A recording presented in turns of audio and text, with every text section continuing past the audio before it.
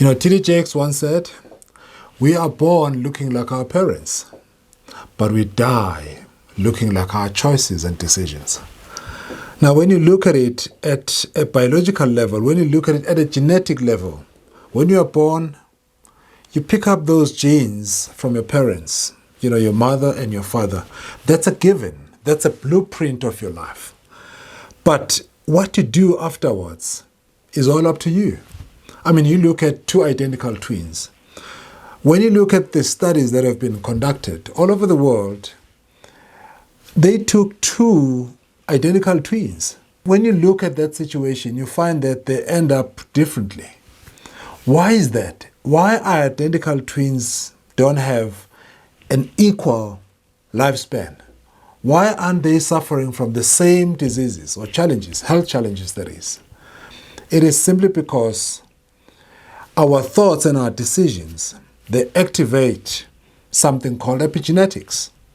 The environment, they activate things that become active in our genes, because we all have all those things that can happen to us, but the environment and your thoughts and your decisions and your choices, they activate which genes are going to be active.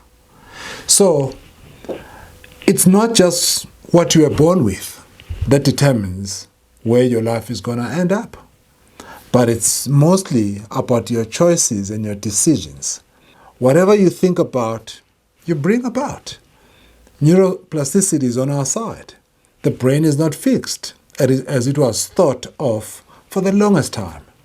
So you have the power to change and to influence the direction of your life. Your genes are more like the loaded gun held to your head.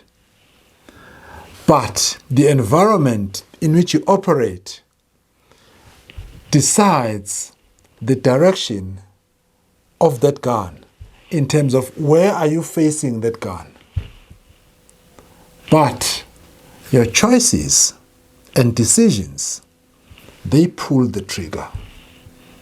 So the choice is yours. So think about it, and you'll get to see that life is going to change the minute you change differently or you think differently, because thoughts become things.